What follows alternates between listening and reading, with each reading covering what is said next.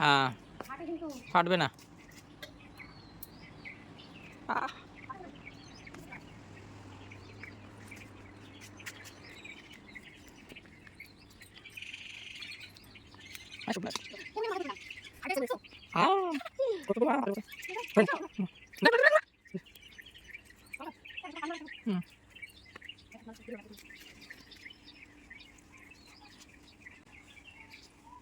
কিচ্ছু বুঝে না।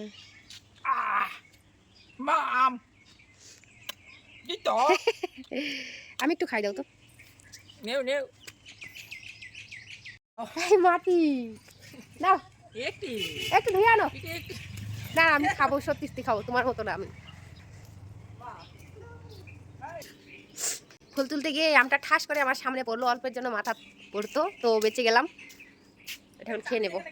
হ্যাঁ হ্যাঁ, এটা ওই যে ঘাসগুলার মধ্যে ওই দিন পাইলাম আমি।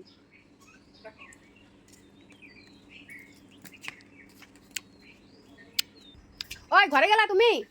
একটু নুন নিয়ে আসো তো। ভালোই লাগছে, করকরা একদম। একটু নুন আনো, নুন। দারুণ লাগছে, প্রচন্ড গরম আজকে, আর করকরা কাঁচা আম, বুঝতেই পারছো। অন্যান্য বছর এই টাইমে আম মাখা 2-4 দিন খাওয়া হয়ে যায়, কিন্তু এইবার এখনো খাওয়া হয়নি, টাইমই পাই না, কি করে খাবো বলো। দেখো এখানে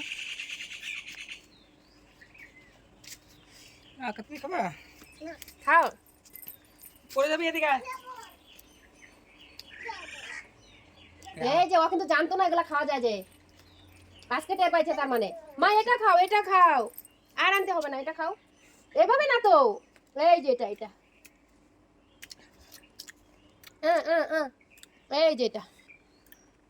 এই যে এইটা এটা খাবা না, ঘা হবে মুখে। খাও খাও, দাও মুখে খাও। না খাই কেউ। খাচ্ছো না? কেন খাও? হ্যাঁ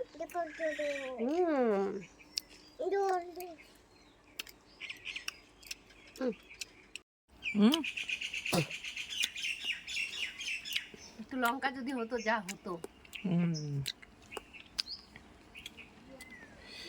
আসতেছি।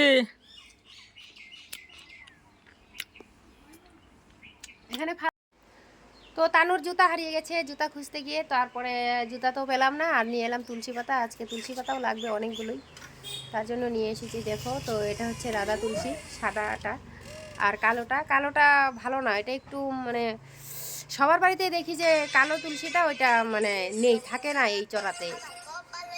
তো সাদাটা দেখি প্রত্যেকের বাড়িতেই আছে, তো আরেকবার থেকে কি করবো বলো তো, সাদাটাই লাগাবো, ওই কালোটা লাগাবো না, কালোটা বেশি দিন টেকে না।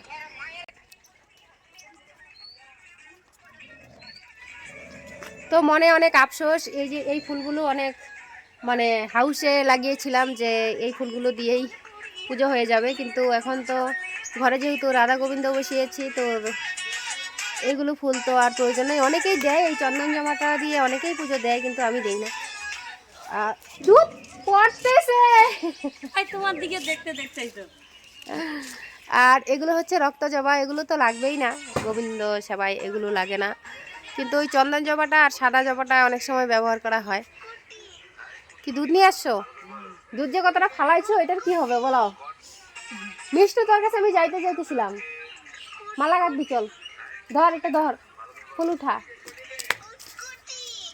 ফুল উঠা।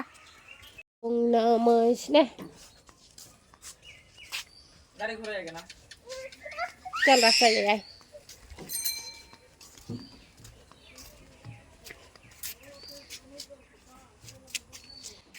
এগুলো ছোট ছোট।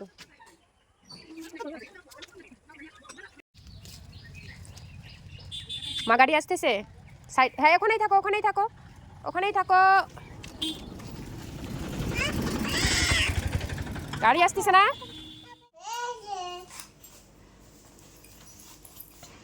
মা বলো এগুলো দিয়ে এখন মালা গাঁথবো, ফুলগুলো দিয়ে, বলো।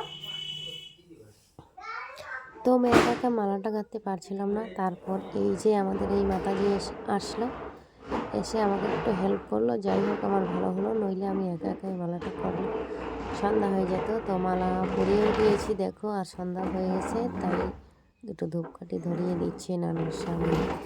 তো ওরা দেখো এক এক করে চলে আসছে। 28, 29, 30, এই মালা কার মালা তো লাগাই ফেলাইছে। এই স্যার এটা মালা গলা দিয়ে পড়েছে। এটা গীতা, ওটা গীতা গীতা গীতা প্রভু প্রভু প্রভুকে দিব, চলবে।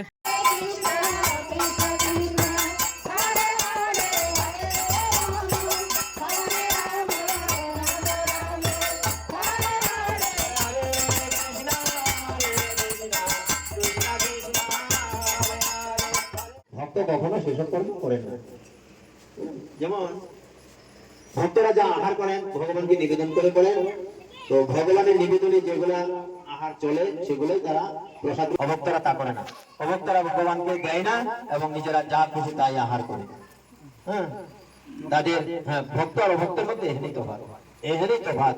অভক্তরাও আহার করে, ভক্তরাও আহার করে, কিন্তু ভক্তরা আহার করে যাই যুগে ভগবানকে নিবেদন করে প্রসাদ রূপে আহার করে, আর অভক্তরা যেখানে সেখানে যাই তাই খায়, তাদের কোনো বাস বিচার অন্য কিচ্ছু নাই, খাইতে পারলে হলো বাস, যা চায় যা দিল অঙ্গ তাই জন্ম। আর কৃষ্ণ ভাবনায় মানুষের কর্মকে অনেক সময় আপাত দৃষ্টিতে একই রকম বলে মনে হয়, কিন্তু মায়ের সঙ্গে মূর্খ মানুষ তার সমস্ত কর্মে সমস্ত কর্ম করে নিজের ইন্দ্রিয় তৃপ্তির জন্য। এই মায়া মুগ্ধ যে জীব তারা কর্ম করে তাদের ইন্দ্রিয় তৃপ্তি জন্য কর্ম করে, আর অভক্তরা করে কি নিজের ইন্দ্রিয় তৃপ্তি সাধন করার জন্য বাস কর্তব্য করে। তাই মানব সমাজে কৃষ্ণ ভাবনাময় মানুষের অত্যন্ত প্রয়োজন, কেননা তারাই মানুষকে জীবনে প্রকৃত ভক্তির দিকে পরিচালিত করতে পারে।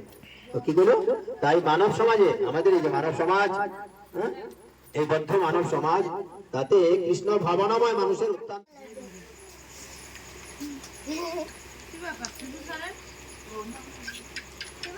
তোমরা দুজন একসাথে বসছো।